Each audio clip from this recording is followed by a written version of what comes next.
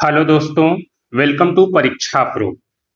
जैसा कि आपको पता है कि यूपीएससी ने जो दिल्ली गवर्नमेंट के प्रिंसिपल और वाइस प्रिंसिपल की जो वैकेंसी निकाली हुई है, ठीक है। परीक्षा प्रो की टीम उसका एक कोर्स जो है कि अपने ऐप पे चला रही है, ठीक है। परीक्षा प्रो पे के ऐप पे आप गूगल प्ले स्टोर से परीक्षा प्रो ऐप डाउनलोड कर सकते हैं। वहां पे दिल्ली गवर्नमेंट के प्रिंसिपल और वाइस प्रिंसिपल जिसका एग्जाम यूपीएससी लेने वाला है 1 नवंबर को, उसका कोर्स जो है कि बना हुआ है पूरा, ठीक है। उसमें एक इम्पॉर्टेंट टॉपिक है नेशनल एजुकेशन पॉलिसी। बहुत इंपॉर्टेंट टॉपिक है, इससे कई सारे सवाल आएंगे। आज से हम नेशनल एजुकेशन पॉलिसी के बारे में पढ़ेंगे, ठीक है। तो जो लोग अभी तक कोर्स ज्वाइन नहीं किए हैं, अभी भी टाइम है, 2 महीने से ज्यादा का टाइम बचा हुआ है। वो परीक्षा प्रो के ऐप पे जा करके या 8199000765 के नंबर पे कांटेक्ट करके कोर्स की डिटेल जान सकते हैं और कोर्स को ज्वाइन कर सकते हैं, ठीक है। अभी भी टाइम है, अगर टाइमली तैयारी शुरू कर दी जाए तो आराम से जो है कि एग्जाम जो है कि निकाला जा सकता है। एक बहुत ही कॉम्प्रिहेंसिव, डिटेल और कॉन्सेप्चुअल कोर्स तैयार किया गया है ताकि चीजें आपको आसानी से समझ में आए और आपका एग्जाम में आसानी से सिलेक्शन भी हो सके, ठीक है। ये चीज तो कोर्स में जो है वो इंग्लिश, मैथ और रीजनिंग को छोड़ करके बाकी जो भी चीजें हैं, सर्विस रूल से लेकर के पेडागोजी से लेकर के आपके जो एक्ट्स वगैरह जितने हैं, नेशनल एजुकेशन पॉलिसी और भी जो है स्टैटिक्स वगैरह, एवरीथिंग जो है कि कोर्स में बहुत अच्छे से कवर किया गया है। करंट अफेयर्स, जीके, ये सारी चीजें कवर की गई। तो जल्दी से कोर्स को आप ज्वाइन कर लीजिए, ठीक है। आगे कोर्स नेशनल एजुकेशन पॉलिसी शुरू करने से पहले एक दो बातें करना जरूरी कि यूपीएससी जब कोई एग्जाम लेता है तो उसका प्रिपरेशन कैसे किया जाता है। यूपीएससी के एग्जाम में सबसे जरूरी चीज है पेशेंस, धैर्य, ठीक है। पैनिक होकर के यूपीएससी के किसी भी एग्जाम की तैयारी नहीं की जा सकती है। इसीलिए आप जितना भी दिन पढ़ाई करें, जितना भी दिन यूपीएससी की तैयारी करें, पेशेंस के साथ करें। यूपीएससी जितना भी सवाल पूछेगी, सारा सवाल कोई नहीं बना पाता है, ठीक है। आप देखेंगे 50 से 60% पे कट ऑफ आता है और उससे ज्यादा कोई सवाल बना भी नहीं पाता है। जरूरी बस ये है कि यूपीएससी की जब प्रिपरेशन करें एग्जाम की, पेशेंस रहे, जो पढ़े अच्छे से पढ़े, अच्छे रिसोर्स से पढ़े, ठीक है। दो चार टॉपिक छूट भी जाए तो उसको लेके परेशान ना हो। जो पढ़े वो इतना अच्छे से पढ़े कि अगर उससे जो है कि एग्जाम में सवाल पूछे जाए तो वो आपके मन से, ठीक है। केवल क्वांटम पे फोकस मत करिए कि मेरा सारा सिलेबस खत्म हो जाए, मैं ये भी पढ़ लूं, वो भी पढ़ लूं, वो भी पढ़ लूं। ये फायदेमंद नहीं होगा। जरूरत ये है कि जो पढ़े वो इतना अच्छे से पढ़े कि उससे सवाल आए तो आपके सवाल न छूटे, वरना केवल आप क्वांटिटी पे फोकस करेंगे तो निगेटिव मार्किंग आपकी बहुत ज्यादा होगी। तो घबराए नहीं, आराम से पढ़ते रहें, टाइमली सारा सिलेबस खत्म कर दिया जाएगा और आपकी अच्छे से एग्जाम की तैयारी हो जाएगी।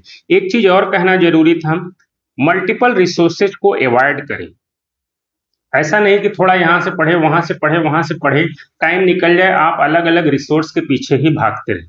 एक रिसोर्स जो आपको सबसे अच्छे से समझ में आए, चाहे जो भी कोचिंग पढ़ा रही हो आपको, जो आपको सबसे अच्छे से समझ में आए उसको ज्वाइन करिए और उसी को पढ़िए, भटकिए मत इधर उधर। मल्टीपल रिसोर्स से पढ़ाई करने से कोई फायदा नहीं होने वाला होता है, ये केवल आपके टाइम की बर्बादी, ठीक है। और एक चीज, रिवीजन पे फोकस करिए। रिवीजन ही आपका सिलेक्शन कराएगा। सिलेबस नॉर्मली यूपीएससी लिखता बहुत छोटा है, लेकिन एग्जाम का जो कवरेज होता है क्वेश्चन का, वो बहुत बड़े बड़े जो है कि सिलेबस होते हैं। जो भी आप पढ़ें उसका टाइम टू टाइम रिवीजन जरूर करें, वरना आपको अगर एग्जाम में याद नहीं रहेगा तो आपसे क्वेश्चन गलत हो जाएगा।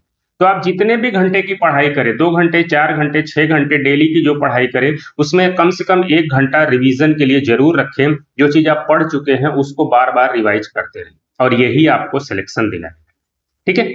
ये थोड़ी जनरल सी बातें थी जो क्लास शुरू करने से पहले करना जरूरी था। आज हम शुरू करेंगे नेशनल एजुकेशन पॉलिसी 2020, ठीक है। शॉर्ट में इसको एनईपी बोला जाता है। ये बनाया किसने? सेंट्रल गवर्नमेंट में जो ministry of human resource development, जिसका अब नया नाम हो गया है मिनिस्ट्री ऑफ एजुकेशन। गवर्नमेंट ने इसका नाम बदल दिया। मिनिस्ट्री ऑफ एजुकेशन जो है कि ने नेशनल एजुकेशन पॉलिसी बनाया है, ठीक है, इसमें कई सारे चैप्टर हैं। नेशनल एजुकेशन पॉलिसी दो हिस्सों में, part one, part two. Part one school education के बारे में बात करता है और पार्ट टू हायर एजुकेशन के बारे में बात करता है।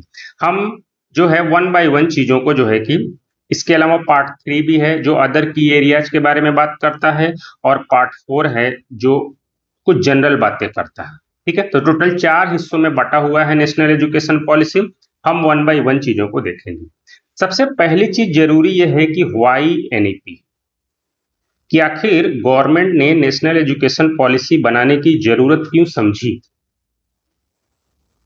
ठीक है, आजाद भारत में अब तक 3 नेशनल एजुकेशन पॉलिसी बन चुकी है। पहली नेशनल एजुकेशन पॉलिसी 1968 में जब इंदिरा गांधी जी प्राइम मिनिस्टर थी तब बना था। सेकेंड नेशनल एजुकेशन पॉलिसी 1986 में जब राजीव गांधी जी प्रधानमंत्री थे तब बना था। ठीक है, इसमें थोड़ा सा मॉडिफिकेशन जब पीवी नरसिम्हा राव जी प्रधानमंत्री बने 1992 में, तो थोड़ा सा मॉडिफिकेशन हुआ। जो करंट नेशनल एजुकेशन पॉलिसी है वो थर्ड नेशनल एजुकेशन पॉलिसी, और गवर्नमेंट ने 2017 में क्या किया था, एक कमिटी बनाई थी, डॉक्टर के कस्तूररंजन कमेटी, जिन्होंने अपनी रिपोर्ट 2019 में दी, और गवर्नमेंट ने 2020 में इस रिपोर्ट को एक्सेप्ट करके थर्ड नेशनल एजुकेशन पॉलिसी बनाया। ठीक है, पहले समझना यह जरूरी है कि गवर्नमेंट को नेशनल एजुकेशन पॉलिसी बनाने की जरूरत क्या है। एजुकेशन की इंपॉर्टेंस हर कोई जानता है कि एजुकेशन कितना जरूरी है, यह बताने की जरूरत नहीं। हर एक व्यक्ति जो जन्म लेता है वो एक रिसोर्स है। लाइफ कहा जाता है कि एक अपॉर्चुनिटी है, और हर एक व्यक्ति एक रिसोर्स है। अगर उस रिसोर्स का एक होलिस्टिक डेवलपमेंट कर दिया जाए, इतना अच्छा डेवलपमेंट अगर उसका कर दिया जाए कि वो जो है व्यक्ति के अंदर की जितनी खूबियां हैं वो सब के सब उसे पता चल जाए और वो उस तरीके से परफॉर्म करे, तो एजुकेशन किसी भी व्यक्ति के होलिस्टिक डेवलपमेंट के लिए बहुत जरूरी है। चाहे उसका इकोनॉमिक डेवलपमेंट हो, इंटेलेक्चुअल डेवलपमेंट हो, चाहे उसका सोशल डेवलपमेंट हो, चाहे रिलीजियस डेवलपमेंट हो, चाहे स्पिरिचुअल डेवलपमेंट हो, किसी भी तरह के डेवलपमेंट के लिए, चाहे वो किसी स्पोर्ट्स का जो है कि मास्टर हो, सिंगर हो, प्लेयर हो, कुछ भी हो, हर चीज के लिए एजुकेशन बहुत जरूरी। बिना एजुकेशन के किसी भी व्यक्ति का होलिस्टिक डेवलपमेंट हो ही नहीं सकता। आपके सामने तमाम ऐसे एग्जाम्पल देखने को मिलेंगे जिनका आधार केवल एजुकेशन था। उन्होंने अपना डेवलपमेंट किया, अपनी कंट्री का डेवलपमेंट किया, और अपने देश का नाम पूरी दुनिया में रोशन किया। बहुत सारे एग्जाम्पल, डॉक्टर अंबेडकर, क्या था उनके पास? एक शिक्षा के अलावा कुछ नहीं। वो कहते थे एजुकेशन, शिक्षा शेरनी का दूध। ठीक है, जिसने शिक्षा को ग्रहण कर लिया वो शेरनी के, शेर की बराबर उसके अंदर करेज आ जाता है। वो किसी भी सिचुएशन को फेस कर सकता है, कुछ भी बदलाव ला सकता है। डॉक्टर एपीजे अब्दुल कलाम बहुत गरीब फैमिली से थे लेकिन एजुकेशन था उनके पास। स्वामी विवेकानंद, एजुकेशन के बल पे उन्होंने शिकागो में जो स्पीच दिया, भारत का नाम रोशन किया। ठीक है, तो एजुकेशन बहुत जरूरी है होलिस्टिक डेवलपमेंट के लिए। ओवरऑल डेवलपमेंट किसी भी इंसान का बिना एजुकेशन के हो ही नहीं सकता। अब जब एजुकेशन इतना इंपॉर्टेंट है तो गवर्नमेंट को लगा कि हमें एक नेशनल एजुकेशन पॉलिसी बनानी चाहिए। हुआ क्या, जब हमारा संविधान बना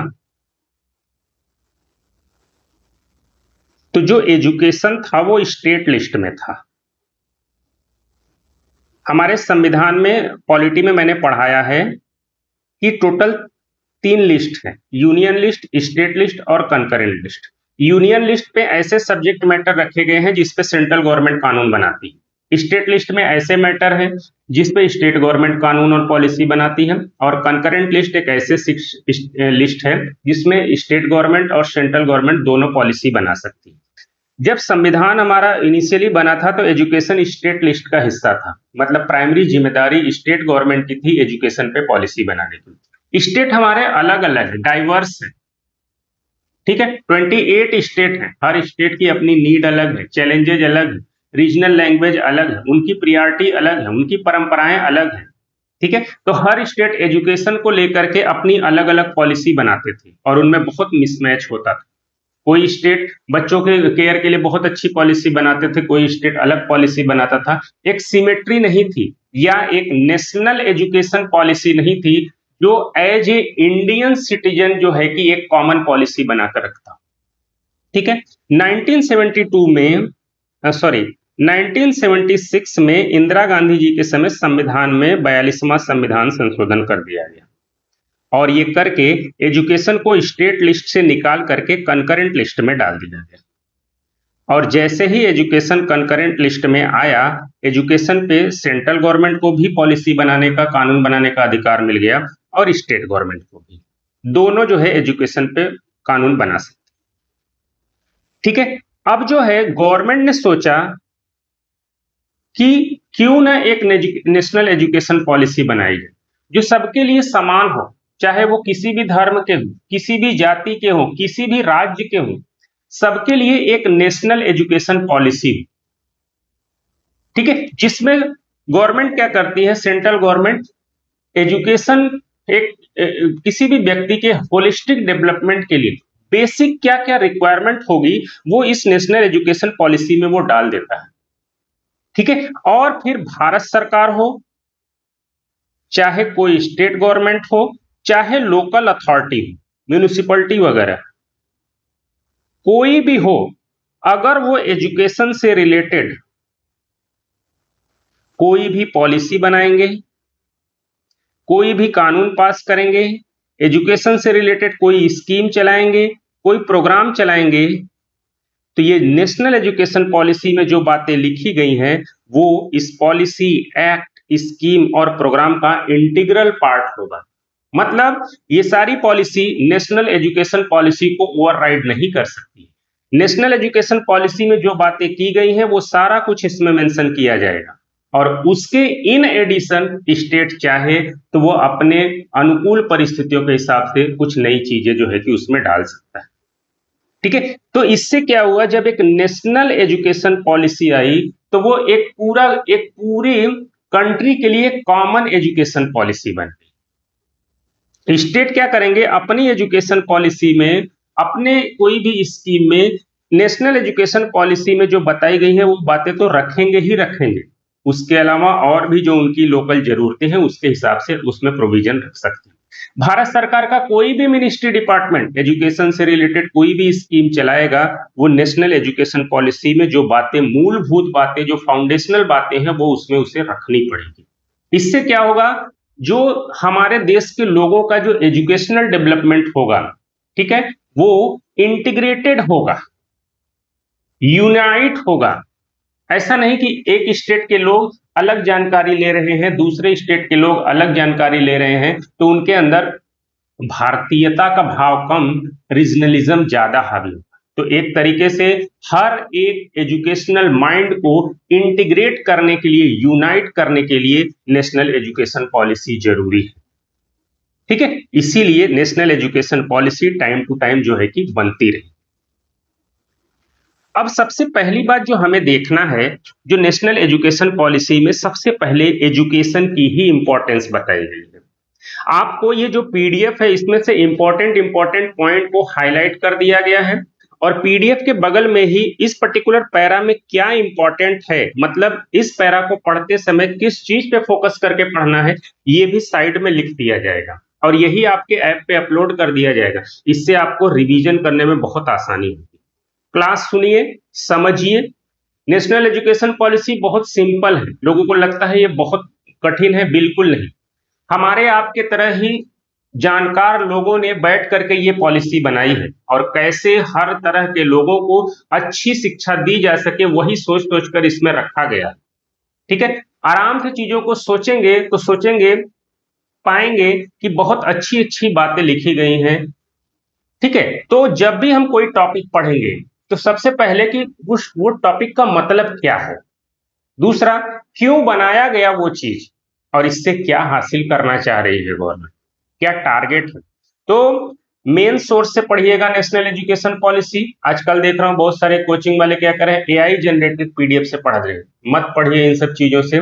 वजह क्या है, यूपीएससी सारे क्वेश्चन मेन सोर्स, जो गवर्नमेंट ऑथेंटिक सोर्स होते हैं, उसी से सवाल बनाता है। इसीलिए हम लोग सब कुछ, चाहे एक्ट पढ़ाएं, चाहे पॉलिसी पढ़ाएं, चाहे नेशनल एजुकेशन पॉलिसी, कोई भी चीज पढ़ाएं, जो गवर्नमेंट का अपना रिसोर्स है उसी से पढ़ाते हैं, ताकि आपके सवाल बन जाए।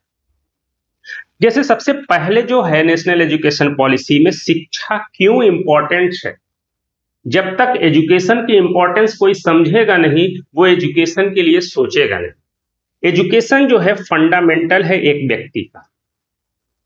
फंडामेंटल क्या होता है? बेस। बिना उसके कुछ नहीं हो सकता। जब हम एक मकान बनाते हैं तो बेस को इतना मजबूत बना देते हैं, उसके ऊपर हम कुछ भी बनाते जाएं, ठीक है, उस मकान की बुनियाद की मजबूती के हिसाब से उस मकान की मजबूती। ठीक इसी तरह एक व्यक्ति के अंदर कितना पोटेंशियल है, क्या क्या वो कर सकता है, उसका बेस एजुकेशन होता है। ठीक है, तो एजुकेशन फुल ह्यूमन पोटेंशियल का फंडामेंटल है, बेसिक है। बिना एजुकेशन के किसी का फुल ह्यूमन पोटेंशियल बाहर आ ही नहीं सकता। उस इंसान को खुद नहीं पता लगेगा कि उसके अंदर क्या क्या काबिलियत है। ठीक है, तो किसी भी इंसान के फुल ह्यूमन पोटेंशियल को जानने के लिए एजुकेशन बहुत जरूरी है। ठीक है, और दूसरा, एक ऐसा समाज जो इक्विटेबल हो। इक्विटेबल का मतलब भागीदारी हो समाज की, चाहे वो किसी भी वर्ग का हो, किसी भी धर्म का हो, किसी भी जाति का हो, किसी भी जेंडर का हो। डिसीजन मेकिंग में, प्रोसेस में, हर जगह हिस्सेदारी उसकी। ठीक है, तो अगर एजुकेशन है, जो कहा जाता है ना कि जो हमारे समाज के सवर्ण क्लास है वो एजुकेशन में ज्यादा आगे, जो बैकवर्ड डिसएडवांटेज ग्रुप है वो एजुकेशन में पीछे रह गए। इससे क्या हो रहा है? समाज में इक्विटेबल नहीं है, समाज में असंतोष भरा पड़ा है। डिसीजन मेकिंग में, प्रोसेस में, गवर्नमेंट मशीनरी में, हर जगह एक डिवीजन दिख रहा है। किसी समाज के लोग ज्यादा हैं, किसी समाज के लोग कम हैं। वजह ढूंढेंगे तो सबसे बड़ी वजह आपको एजुकेशन की मिलेगी। जिस समाज के लोग अच्छा एजुकेशन हासिल किए, वो समाज जो है कि उसमें उसकी इक्विटी, उसकी हिस्सेदारी, उसकी भागीदारी ज्यादा है। इसीलिए कहा जाता है कि एक इक्विटेबल एंड जस्ट सोसाइटी को डेवलप करने के लिए एजुकेशन फंडामेंटल है। ठीक है, और जब एक सोसाइटी इक्विटेबल और जस्ट, जस्ट माने जस्टिफाइड, तो तभी नेशनल डेवलपमेंट को प्रमोट किया जा सकता है। एक कंट्री का ग्रोथ तभी हो सकता है, वरना क्या होता है? डिस्क्रिमिनेशन होता है, डिवीजन होता है, आपस में लोग एक दूसरे से लड़ते रहते हैं, पर्सनल इंटरेस्ट हावी होता है, नेशनल इंटरेस्ट हावी नहीं हो पाता है। ये सब क्यों? क्योंकि इक्विटेबल सोसाइटी नहीं, हर जगह बराबर की भागीदारी, हिस्सेदारी, ये सब चीजों की कमी है। तो ये सारा चीजें अचीव करने का एकमात्र टूल है एजुकेशन। ठीक है, ये चीज, इसीलिए सबको क्वालिटी एजुकेशन तक पहुंच हो, एक्सेस हो, इसका यूनिवर्सलाइजेशन होना बहुत जरूरी है। यूनिवर्सलाइजेशन माने सबको क्वालिटी एजुकेशन मिले। ठीक है, इससे क्या होगा? इकोनॉमिक ग्रोथ होगा, उस व्यक्ति का, उस समाज का, हमारे देश का और पूरे विश्व का। ठीक है, एक सोशल जस्टिस और इक्वलिटी स्थापित होगी समाज में। साइंटिफिक एडवांसमेंट पैदा होगा। साइंटिफिक एडवांसमेंट या साइंटिफिक टेम्पर का मतलब क्या होता है? हर एक शब्द का मीनिंग समझते हुए पढ़िए। साइंस क्या होता है? साइंस क्या करता है? नॉलेज को कलेक्ट करता है और कलेक्ट करके उसके प्रोसेस को समझता है, और समझने के बाद उस प्रोसेस से बाकी वो लोगों के लिए क्या क्या चीजें बना सकता है कि लोगों की जीवन आसान हो, वही करते हैं साइंटिस्ट। जैसे एडिसन ने बल्ब का जो है कि खोज किया, उसने बता दिया कि देखो बिजली कैसे बनती है और बल्ब कैसे जलता है। साइंटिस्ट ने उस खोज को पढ़ा, समझा और देखा कि इसमें कितनी ताकत है। आज देखो इलेक्ट्रिसिटी से क्या नहीं हो रहा। आपके पंखे चल रहे हैं, आपके एसी चल रहे हैं, आपके मोटर चल रहे हैं, ट्रेन चल रही है, तमाम चीजें जो है उसी बिजली से चल रही है। इसी को बोला जाता है साइंटिफिक एडवांसमेंट, कि जो नॉलेज है उसको अप्लाई कैसे किया जाए। ये जो है ये सारी चीजें एजुकेशन से आएंगी। और जो मैंने कहा ना, एक नेशनल इंटीग्रेशन, एजुकेशन सबसे बड़ा टूल है नेशनल इंटीग्रेशन का। पढ़े लिखे लोगों के बीच आप देखेंगे उनके बीच भारतीयता का भाव ज्यादा होता है, जाति, धर्म, अमीर, गरीब, इन सब का भाव थोड़ा कमजोर होता है। ठीक है, और सबसे बड़ी चीज, कल्चरल प्रिजर्वेशन के लिए एजुकेशन बहुत जरूरी है। हम बच्चे के तौर पे जब पैदा होते हैं, हमारा कल्चर क्या है हम उतना ही जानते हैं जितना हमारे माँ बाप हमें बता देते हैं।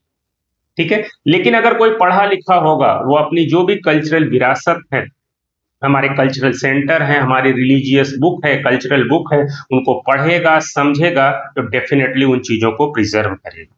ठीक है, इसीलिए एजुकेशन इतना ज्यादा इंपॉर्टेंट। वो केवल एक व्यक्ति का पोटेंशियल नहीं बताता, एक व्यक्ति का डेवलपमेंट नहीं करता, एक पूरी सोसाइटी का डेवलपमेंट करता है, पूरे देश का डेवलपमेंट करता है। ठीक है, ये चीज। अब इस चीज को ध्यान में रखते हुए यूनाइटेड नेशन ने सस्टेनेबल डेवलपमेंट गोल बनाए। ठीक है, 2030 तक उसने बहुत सारे एजेंडा फिक्स किए हैं कि दुनिया के हर देश को वो चीज अचीव करनी है। उसमें है सस्टेनेबल डेवलपमेंट गोल 4 जो एजुकेशन से रिलेटेड है।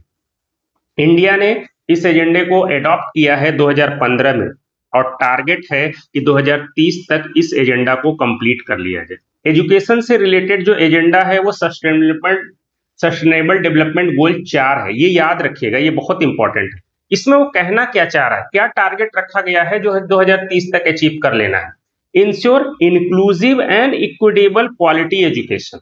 इंक्लूसिव माने हर एक, यूनिवर्सलाइजेशन ऑफ एजुकेशन, चाहे किसी भी जाति का हो, धर्म का हो, अमीर हो, गरीब हो, किसी जेंडर का हो, एजुकेशन तक सबकी पहुंच हो ये। और दूसरा इक्विटेबल हो, जो मैंने बताया ना, डिसीजन मेकिंग में, प्रोसेस में, एजुकेशन से रिलेटेड जो भी डिसीजन मेकिंग प्रोसेस, ये सारी चीजें हैं, हर जगह जो है इनकी पहुंच होनी चाहिए।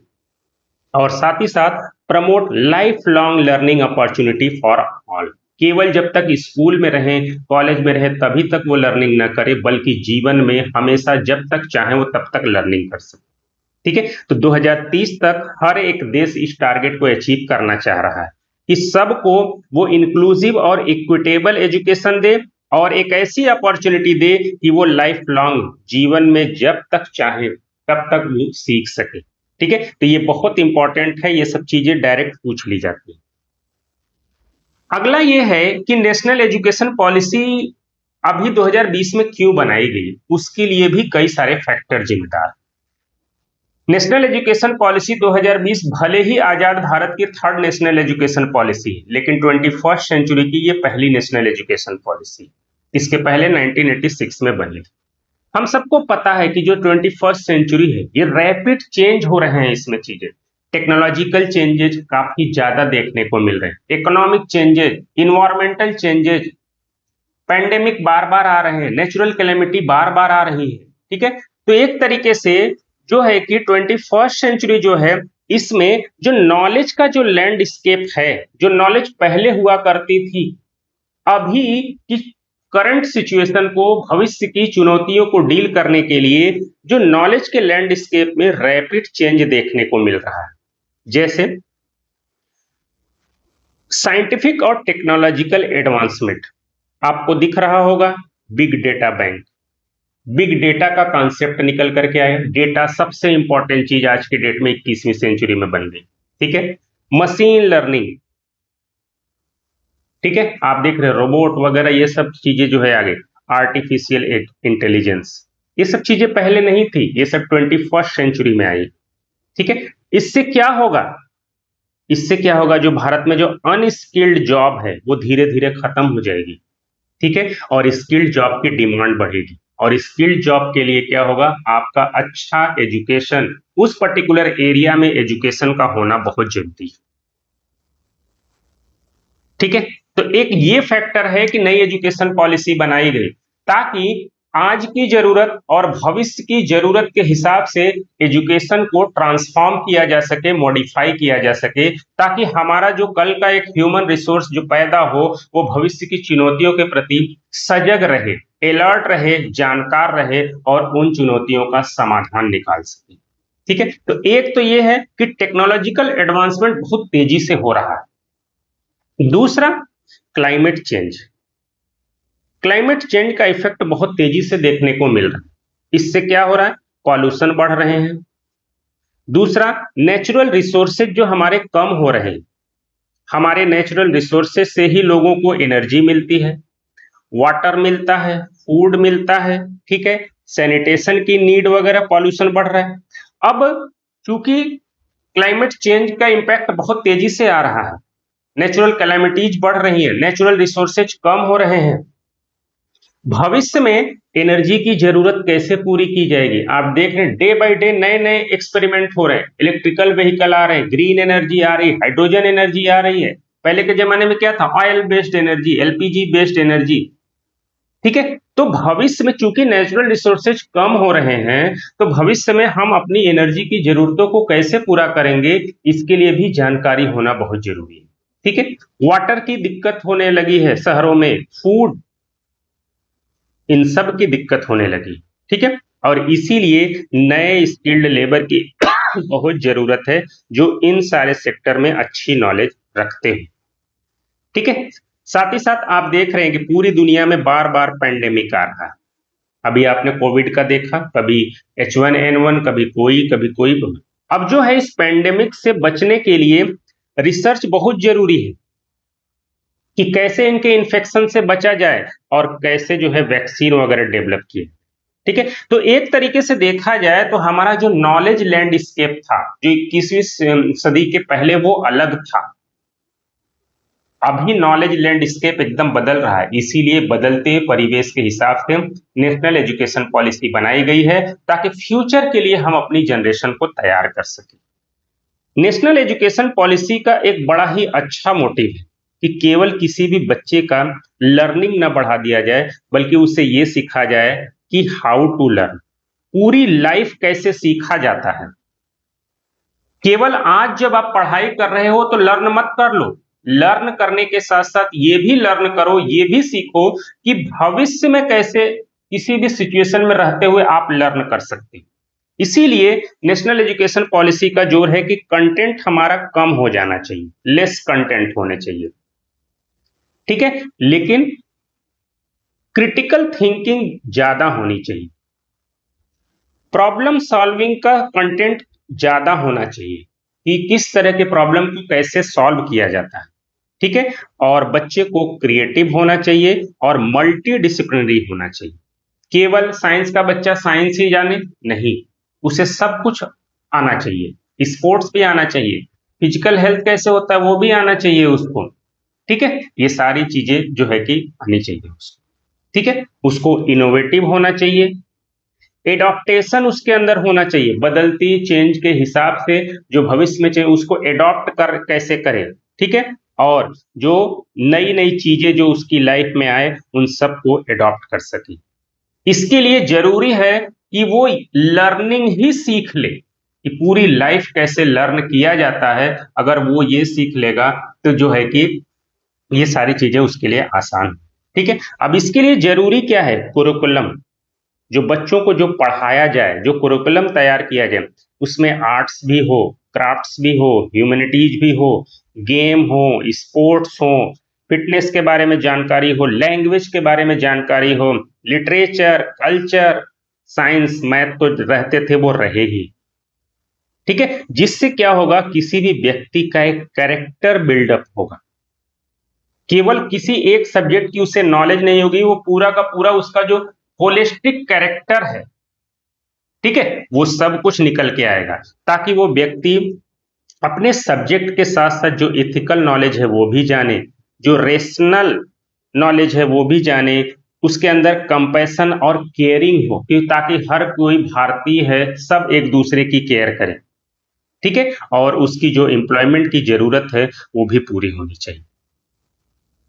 ठीक है जी। तो केवल लर्न करना एजुकेशन का फोकस नहीं है, एजुकेशन का फोकस है हाउ टू लर्न, ये भी लर्न करना न्यू एजुकेशन पॉलिसी का फोकस। ठीक है। ये चीज न्यू एजुकेशन पॉलिसी ने एक टारगेट रखा है कि 2024 तक इंडिया के एजुकेशन सिस्टम को ऐसा बना दिया जाए कि दुनिया में कोई भी एजुकेशन सिस्टम वैसा ना हो, मतलब नंबर 1। ये इंपॉर्टेंट है क्योंकि यही सारी चीजें वन लाइनर में आपसे सवाल से पूछ लिया जाएगा। और जैसा कि मैंने पहले ही बताया कि 21st सेंचुरी की ये फर्स्ट नेशनल एजुकेशन पॉलिसी, तो ये सब वन लाइनर स्टेटमेंट में चीजें पूछ ली जाती है। अगली जो मेन बात है कि हमारी नेशनल एजुकेशन पॉलिसी का सिद्धांत क्या है, प्रिंसिपल क्या है। ठीक है। सीधी सी बात, हमारा जो नेशनल एजुकेशन पॉलिसी चाहता है कि जो एजुकेशन का जो इस्तेमाल हो वो केवल कॉग्निटिव कैपेसिटी डेवलप करने के लिए ना। ठीक है। मतलब केवल सब्जेक्ट की नॉलेज ले ले कोई भी बच्चा, इतना सफिशियंट नहीं है। ठीक है, उसका इंटेलेक्चुअल डेवलपमेंट हो, जो मैथ पढ़ रहा है, साइंस पढ़ रहा है, आर्ट्स पढ़ रहा है, जो भी पढ़ रहा है उसका इंटेलेक्चुअल डेवलपमेंट हो, साथ ही साथ उसका सोशल डेवलपमेंट हो, उसके अंदर एक प्रॉब्लम को कैसे सॉल्व किया जाता है इसकी भी कैपेबिलिटी होनी चाहिए।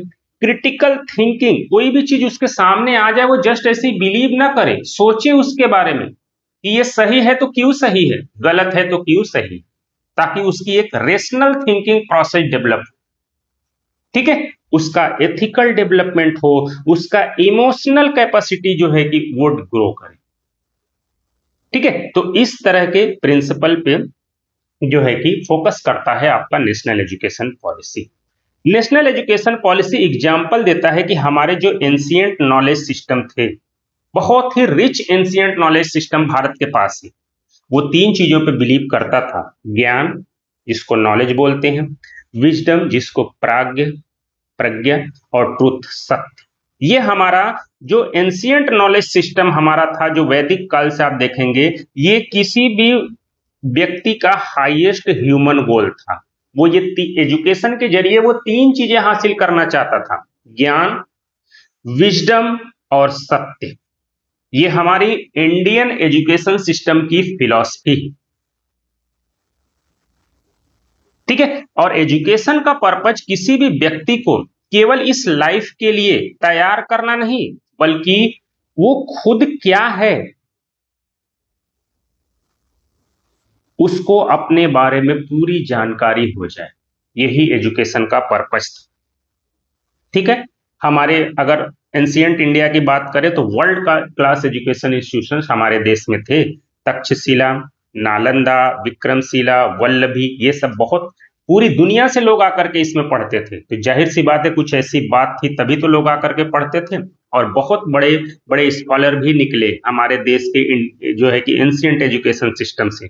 चरक, सुश्रुता, आर्यभट्ट, वराहमिहिर, भास्कराचार्य, ये सारे लोग, चाणक्य वगैरह, तमाम ऐसे एग्जाम्पल हैं जो हमारे इसी एंशिएंट एजुकेशनल सिस्टम से पढ़ करके पूरी दुनिया में देश का नाम रोशन किया, ठीक है। ये चीज है। अगला बोला गया कि एजुकेशन सिस्टम के लिए सबसे इंपॉर्टेंट क्या है, कैसे हम एजुकेशन सिस्टम को, जो नेशनल एजुकेशन पॉलिसी चाह रही है, कैसे हम बनाएंगे वैसा। कई चीजों की जरूरत होती है एक अच्छा एजुकेशन सिस्टम बनाने के लिए, जिसमें पहली रिक्वायरमेंट होती है टीचर की, फिर इंफ्रास्ट्रक्चर की, फिर अच्छा एक करिकुलम और सिलेबस हो, फिर कम से कम रेगुलेशन हो, ज्यादा से ज्यादा सेल्फ रिलायंस हो, ठीक है। ये चीज, इन सारी चीजों को हम आगे डिटेल में पढ़ेंगे, लेकिन अच्छा एजुकेशन पॉलिसी सिस्टम तब तक नहीं बन सकता जब तक कि एक टीचर को जैसा हम चाह रहे हैं वैसा ना बने,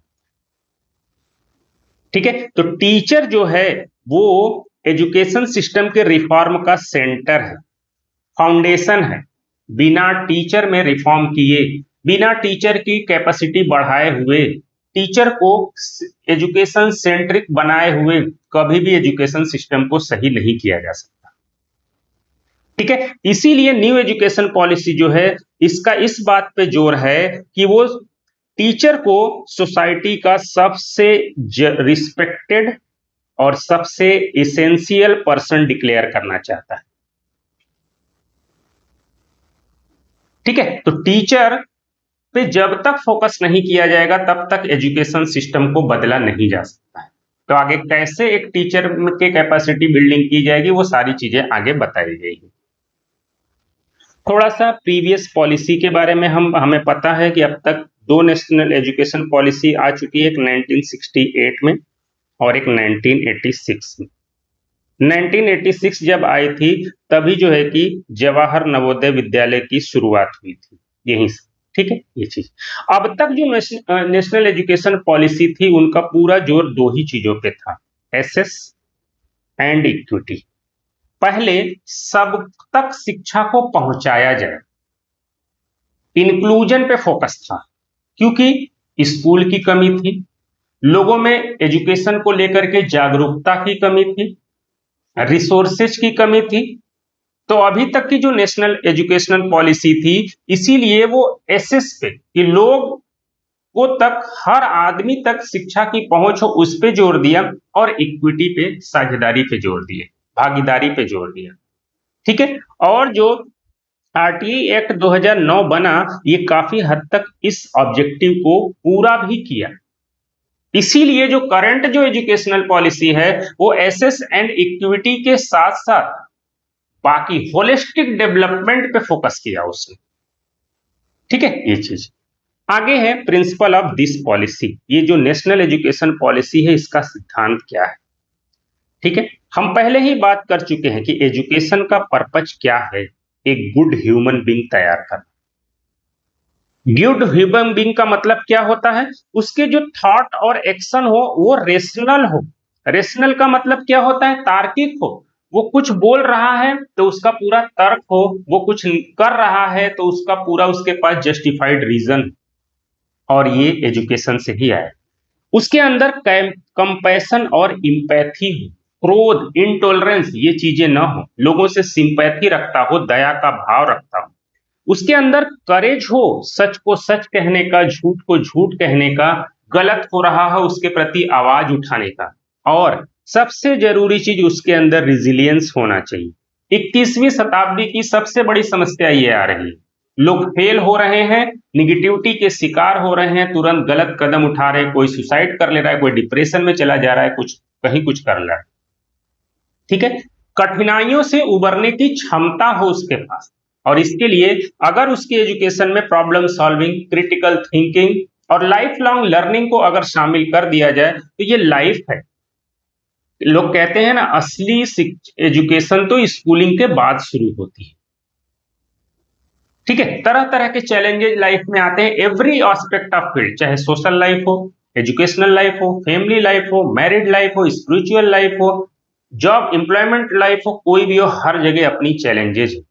और अगर वो उनको हल करना सीख लेगा तो ये जो उसके अंदर एक रिजिलियंस का भाव पैदा होगा, वो हर एक कठिनाइयों से उबरने की क्षमता रखेगा। तो आज की जो समस्या है 21वीं शताब्दी की, सुसाइडल रेट जो इतने बढ़ गए हैं, वो सारी चीजें जो है कमजोर पड़ जाए।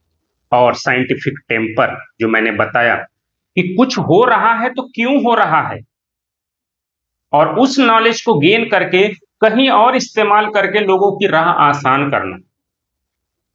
ठीक है, अभी कुछ दिन पहले ही न्यूज में आपने सुना होगा ना, उड़ता हुआ कार जो है कि किसी ने बना दिया, नॉलेज गेन किया होगा, उसके अंदर साइंटिफिक टेम्पर था, ये सारी चीजें। ठीक है, ये चीज, और क्रिएटिविटी उसके अंदर हो, और इमेजिनेशन, इमेजिनेशन बड़ा जरूरी हो। बिना इमेजिनेशन के साइंटिफिक टेम्पर डेवलप ही नहीं कर सकता। आप देखो कि पंखा क्यों चल रहा है, आप देखो कि एसी कमरे को ठंडा कैसे करता है। ठीक है, ये सारी चीजें देखोगे तभी आपके अंदर साइंटिफिक टेम्पर, क्रिएटिविटी, इनोवेशन, ये सारी चीजें आएंगी। ठीक है, तो एजुकेशन का पर्पज यही है कि एक गुड ह्यूमन बीइंग का डेवलपमेंट करना, और गुड ह्यूमन बीइंग माने ये सारी चीजें उसके अंदर होनी चाहिए। ठीक है, साथ ही साथ एजुकेशन का पर्पज और है क्या, कि एक इंगेज्ड सिटीजन तैयार करना, जो अपना काम करे, प्रोडक्टिव हो, वो कंट्रीब्यूटरी हो, देश के डेवलपमेंट में कंट्रीब्यूशन करे। ठीक है, ताकि एक इक्विटेबल, इंक्लूसिव और प्लूरल सोसाइटी बनाया जा सके। प्लूरल माने समाज के हर वर्ग की उसमें भागीदारी हो, ताकि हमारा संविधान भारत को जैसा बनाना चाहता था वैसा इसमें जो है कि बनाया जा सके। ठीक है, ये चीज। अब एक अच्छा एजुकेशन के लिए एक अच्छा एजुकेशनल इंस्टीट्यूट होना बहुत जरूरी है। एक अच्छा एजुकेशनल इंस्टीट्यूट किसे माना जाता है? एक ऐसा एजुकेशनल इंस्टीट्यूट जहां हर किसी को वेलकम किया जाए, अमीर हो, गरीब हो, किसी भी जेंडर का हो, किसी भी कास्ट का हो, किसी भी धर्म का हो, अमीर हो या गरीब हो, हर किसी को बराबर सम्मान मिले, किसी कोई भेदभाव उसके साथ न किया जाए, और उसका केयर अगर स्कूल में किया जा सके, वो उस स्कूल में सेफ महसूस करे। ठीक है, और एक अच्छा लर्निंग इन्वायरमेंट वहां पर हो। ठीक है, wide range of learning experience है, जो अलग अलग चीजों को सीखने की अपॉर्चुनिटी हो उसके पास स्कूल में ही, वो साइंस भी सीख ले, आर्ट्स भी सीख ले, स्पोर्ट्स भी सीख ले, स्पिरिचुअल चीजें भी सीख ले, तमाम तरह की उसके पास लर्निंग अपॉर्चुनिटी हो, एक अच्छा इंफ्रास्ट्रक्चर हो और एप्रोप्रिएट रिसोर्सेज हो, मतलब अच्छे टीचर हो, अच्छी किताबें हो, लाइब्रेरी हो, डिजिटल इंफ्रास्ट्रक्चर हो, ये सारी चीजों को ही एक गुड एजुकेशन सिस्टम माना जाता है। ठीक है, और नेशनल एजुकेशन पॉलिसी इन्हीं चीजों पे फोकस करता है कि एक गुड एजुकेशनल इंस्टीट्यूट स्थापित किया जा सके, तभी एक गुड एजुकेशनल इंस्टीट्यूशन बनाया जा सकता है। ठीक है, इन्हीं सारी चीजों को ध्यान में रखते हुए जो फंडामेंटल प्रिंसिपल है नेशनल एजुकेशन पॉलिसी की, वो सारी चीजें यहां आउटलाइन की गई। एक एक को पढ़ते हैं और समझते हैं। सबसे पहले यही कहा गया कि हर एक स्टूडेंट यूनिक होता है, यूनिक है, अलग है, दुनिया का हर इंसान अलग है। ये बात समझना पड़े कि हर एक स्टूडेंट की कुछ यूनिक कैपेबिलिटीज होती हैं, सब एक जैसे नहीं होते हैं। कोई प्लेयर हो सकता है, किसी को स्पोर्ट्स में इंटरेस्ट हो सकता है, किसी को साइंटिस्ट बनने में, किसी को मैनेजमेंट में, किसी को टीचर बनने में, किसी को डॉक्टर बनने में, कोई सिंगर, कोई कुछ भी बनना। तो उसके अंदर की जो यूनिक कैपेबिलिटी है, सबसे पहले उसको आइडेंटिफाई करना, फिर उसको आइडेंटिफाई करके रिकॉग्नाइज करना, मतलब मानना। आपने थ्री इडियट्स मूवी देखी, वहां पे जो वो था, फोटोग्राफर था जो माधवन जी, ठीक है, उसके फादर उसको इंजीनियर बनाना चाहते थे, उसकी कैपेबिलिटी कुछ और थी, वाइल्ड लाइफ फोटोग्राफर की थी। ठीक है, उसको उसके फादर ना तो आइडेंटिफाई कर पाए थे उसकी कैपेबिलिटी को, और ना ही रिकॉग्नाइज कर पाए थे।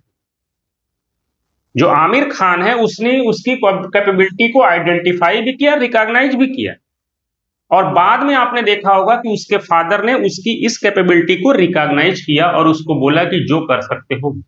यही चीज नेशनल एजुकेशन पॉलिसी कहती है कि हर एक स्टूडेंट की यूनिक कैपेबिलिटी क्या है, सबसे पहले उसे आइडेंटिफाई करो, पता करो, फिर उसे रिकॉग्नाइज करो, उसको मानो कि इसके अंदर ये यूनिक कैपेबिलिटी है। ये टीचर के द्वारा भी मानना जरूरी है, और ये उनके पेरेंट्स के द्वारा भी, और फिर उसको फोस्टर करो, नर्चर करो, ग्रोथ करो उसका। ठीक है, तो ये पहला प्रिंसिपल। दूसरा, achieve foundational literacy and numeracy. इस पे जो है हमें अभी पूरा डिटेल टॉपिक इसमें पढ़ना। फाउंडेशनल लिटरेसी एंड न्यूमरेसी का मतलब क्या होता है? सिंपल सा मीनिंग है कि किसी भी बच्चे को पढ़ना आना चाहिए और लिखना आना चाहिए। समझ नहीं आ रहा है, बात अलग है अभी, लेकिन बच्चे का कोई भी चीज जो वो इंग्लिश है, हिंदी है, कोई भी भाषा है, वो उसे आसानी से पढ़ सके और उसे आसानी से लिख सके। और न्यूमरेसी का मतलब क्या होता है? सिंपल मैथमेटिक्स उसको आता हो, सारे नंबर उसे पता हो, काउंटिंग आता हो, सिंपल गिनती आती हो, पहाड़ा उसको आता हो, जोड़ घटाना आता हो। ठीक है, इसी को फाउंडेशनल लिटरेसी एंड न्यूमरेसी बोला जाता है। ठीक है, और नेशनल एजुकेशन पॉलिसी कहती है, टारगेट रखी है कि कोई भी बच्चा ग्रेड 3 तक पहुंचते पहुंचते उसकी फाउंडेशनल लिटरेसी और न्यूमरेसी कंप्लीट हो जानी चाहिए। मतलब जब कोई बच्चा क्लास 3 तक में पहुंचे, ठीक है, क्लास 3 तक उसको पढ़ना, लिखना, मैथमेटिक्स के सिंपल चीजें उसको आती हो, सारी गिनती पहचान सके, सारी गिनती लिख सके, टेबल उसको आता हो, और सिंपल जोड़ घटाना आता हो। अगर ये फाउंडेशनल लिटरेसी और न्यूमरेसी को अचीव कर लिया गया क्लास 3 तक, उसके बाद ही उसका ग्रोथ हो सकता है, अदरवाइज नहीं हो सकता। ठीक है, तो ये बड़ा इंपॉर्टेंट है कि नेशनल एजुकेशन पॉलिसी ने किस क्लास तक फाउंडेशनल लिटरेसी और न्यूमरेसी के टारगेट को अचीव करने की बात की है, तो क्लास 3 तक। अगला, फ्लेक्सिबिलिटी। अभी तक की जो नेशनल एजुकेशन सिस्टम था 2020 के पहले, उसमें फ्लेक्सिबिलिटी नहीं थी। किस चीज की फ्लेक्सिबिलिटी नहीं थी? सब्जेक्ट चूज करने की फ्लेक्सिबिलिटी नहीं थी। ठीक है, साइंस वाला स्टूडेंट ये सब्जेक्ट पढ़ सकता है, आर्ट्स वाला स्टूडेंट ये सब्जेक्ट पढ़ सकता था। एक पूरा एक बना हुआ था सेट पैटर्न, उसमें से साइंस वाला चाह के भी आर्ट्स के कुछ सब्जेक्ट नहीं पढ़ सकता था, आर्ट्स वाला चाह के भी साइंस के कुछ सब्जेक्ट नहीं पढ़ सकता था। ठीक है, हायर एजुकेशन में क्या होता था? 12th के बाद 3 साल का ग्रेजुएशन, 2 साल का पोस्ट ग्रेजुएशन। कोई बच्चा अगर 1 साल का ग्रेजुएशन करके छोड़ देना, तो उसके ग्रेजुएशन का कोई मीनिंग नहीं। 2 साल का इवन ग्रेजुएशन करके छोड़ दे तब भी उसके पास कोई डिग्री नहीं होती थी। नेशनल एजुकेशन पॉलिसी ने इन चीजों में फ्लेक्सिबिलिटी लेकर के आया। इस सब्जेक्ट चूज करने की फ्लेक्सिबिलिटी स्टूडेंट पे छोड़ी गई। वो चाहे तो कुछ सब्जेक्ट साइंस के भी पढ़ सकता है, कुछ आर्ट्स के भी पढ़ सकता है। ठीक है। और जब हम हायर एजुकेशन का पढ़ेंगे तो पहले केवल 3 साल का अंडर ग्रेजुएशन कोर्स होता था, अब 1 साल के, 2 साल के, 3 साल के, इस तरीके से चीजें बना दी गई। ठीक है। तो फ्लेक्सिबिलिटी लेकर के आएगी। उसी को ध्यान में रखते लिए बोल दिया गया कि नो हार्ड सेपरेशन। साइंस और आर्ट्स के बीच किसी तरह का कोई हार्ड सेपरेशन नहीं होगा। कोई भी बच्चा साइंस के साथ आर्ट्स भी पढ़ना चाहता है, पढ़ सकता है। ठीक है। करिकुलर एक्टिविटी और एक्स्ट्रा करिकुलर एक्टिविटी में भी कोई डिफरेंस नहीं होगा। ठीक है। और वोकेशनल और एकेडमिक स्ट्रीम में भी कोई हार्ड डिफरेंस नहीं। अगला, मल्टी डिसिप्लिनिटी पे फोकस करता है नेशनल एजुकेशन पॉलिसी कि एक स्टूडेंट को जब वो स्कूल में जाए तो उसके पास मल्टीपल रिसोर्सेज होने चाहिए पढ़ने के, स्पोर्ट्स से लेके, आर्ट से लेके, वोकेशनल एजुकेशन से लेकर, एकेडमिक एजुकेशन से लेके सब कुछ होना चाहिए। ठीक है। ये चीज जो कि उसके नॉलेज को यूनाइट करे और उसे इंटीग्रेट करे। जैसा कि मैंने बार बार कहा कि national education policy conceptual understanding पे ज्यादा फोकस करती है। बिना कॉन्सेप्ट क्लियरिटी के कोई भी प्रॉब्लम सॉल्विंग सिचुएशन में प्रॉब्लम को सॉल्व नहीं कर सकता, इनोवेशन नहीं कर सकता। आप लोग जब एग्जाम की तैयारी करते हो, मैं बार बार यही कहता हूं, कॉन्सेप्ट क्लियर करो, क्योंकि कॉन्सेप्ट जब आप क्लियर किए रहोगे, थोड़ा सा पढ़े रहोगे, ज्यादा सोच पाओगे, और जरा भी इधर उधर से सवाल एग्जाम में आपके आएंगे तो आपको घबराहट नहीं होगी। यही concept national education policy education के साथ लेकर के आएगा कि कॉन्सेप्चुअल क्लियरिटी पे फोकस करो, केवल रोट लर्निंग पे नहीं कि रट रटा लो। ठीक है। ये चीज, क्रिएटिविटी और critical thinking, ethics and human and constitutional values, जो भी एजुकेशन में जो पढ़े उसमें एथिक्स के कंपोनेंट हो, ह्यूमन वैल्यूज हो, और जो संविधान में जो वैल्यूज बताए गए हैं वो सारी चीजें हो। मल्टीलिंगुअलिज्म, इस पे बहुत फोकस किया गया है कि एक व्यक्ति मल्टीपल भाषा का जानकार हो, एक स्टूडेंट मल्टीपल लैंग्वेज जानता हो। जो 3 लैंग्वेज पॉलिसी हम आगे पढ़ेंगे जिसपे काफी डिस्प्यूट भी हुआ है, साउथ के कुछ स्टेट मानने को तैयार नहीं, इवन सुप्रीम कोर्ट तक में केस चल रहा है। नेशनल एजुकेशन पॉलिसी कहती है कि जो भी स्टूडेंट है उसे लैंग्वेज की पावर समझ में आनी चाहिए, उसे मल्टीपल लैंग्वेज पता होना चाहिए, क्योंकि बिना लैंग्वेज जाने उस पर्टिकुलर सोसाइटी के कल्चर को जाना ही नहीं जा सकता। आप संस्कृत नहीं जानते हैं तो वेद नहीं पढ़ सकते, आप उर्दू नहीं जानते हैं तो इस्लामिक ग्रंथ नहीं पढ़ सकते। ऐसे ही और भी बहुत भाषाएं हैं जो उसी पर्टिकुलर लैंग्वेज में लिखी हुई है। तो आप अपने कल्चर को तभी जानेंगे जब डिफरेंट डिफरेंट लैंग्वेज को आप सीखेंगे, ताकि उस डिफरेंट लैंग्वेज की जो एंशिएंट नॉलेज की जो बुक है उनको पढ़ सके, समझ सके और उनका सम्मान कर सके। ठीक है। ये चीज, साथ ही साथ लाइफ स्किल में भी जो है कि बच्चे का ग्रोथ हो, communication skill, cooperation skill, team work और रिजिलियंस। ये स्कूल के लेवल से ही अगर टीम वर्क सिखा दिया जाए तो वो लाइफ में जहां भी रहेगा एक लीडरशिप का रोल उसके अंदर डेवलप होगा। ठीक है। ये चीज, फॉर्मेटिव असेसमेंट ऑफ लर्निंग, ये बड़ा इंपॉर्टेंट चीज। National new education policy formative assessment of learning पे बात करता है। पहले का अगर असेसमेंट का आपको तरीका पता हो तो क्या है, एक छमाही एग्जाम हो गया, एक सालाना एग्जाम। छमाही एग्जाम हो गया, कोई बच्चा अच्छा नंबर पाया, कोई बच्चा कम नंबर पाया। जो कम नंबर पाया, क्यों कम नंबर पा रहा है, उसको आगे बढ़ाने के लिए उसके लिए स्पेशल क्या अरेंजमेंट है, कोई फोकस नहीं। साल में 2 एग्जाम हो जा गए, या कहीं कहीं तो सिंगल एग्जाम होते थे। बच्चे का पता ही नहीं चल पाता था, उसका साल बर्बाद हो जाता था कि बच्चे में क्या कमी है, उस कमी को कैसे दूर किया जाए। इसीलिए new education policy regular formative assessment of learning की बात करता है कि रेगुलर असेसमेंट बच्चे की लर्निंग का होना चाहिए, और जो उसके अंदर कमियां हैं उसको टाइम टू टाइम उसको दूर किया जा सके। ठीक है। ये चीज, एक्सटेंसिव यूज ऑफ टेक्नोलॉजी, क्योंकि 21st सेंचुरी टेक्नोलॉजी की जो है कि युग है, इसीलिए एजुकेशन में टेक्नोलॉजी का जो है कि अच्छा खासा इस्तेमाल होना चाहिए। ठीक है।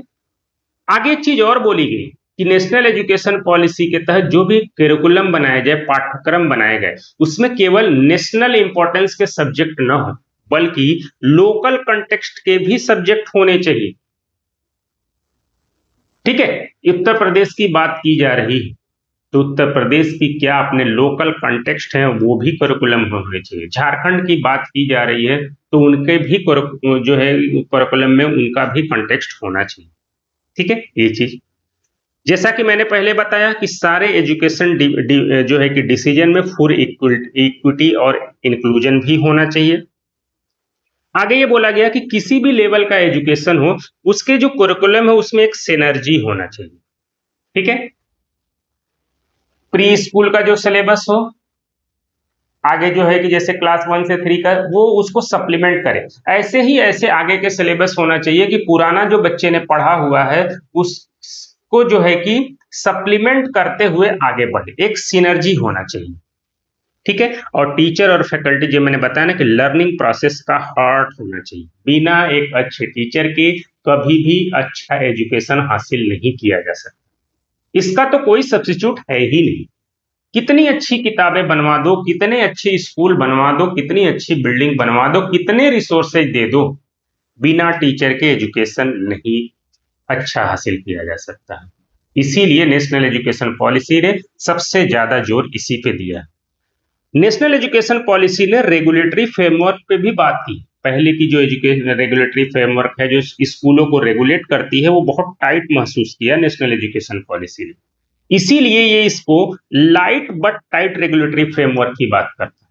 ठीक है, ज्यादा से ज्यादा ऑटोनॉमी दी जाए एजुकेशनल इंस्टीट्यूशंस को, वहां गुड गवर्नेंस और उनको एम्पावर किया जाए, एक्सटेंसिव रिसर्च वगैरह भी किया जा सके कि टाइम टू टाइम कैसे जो है कि हम अपने एजुकेशनल करिकुलम में इन चीजों में कैसे बदलाव कर सके कि अपने जो स्टूडेंट है उनको भविष्य के लिए तैयार किया जाए।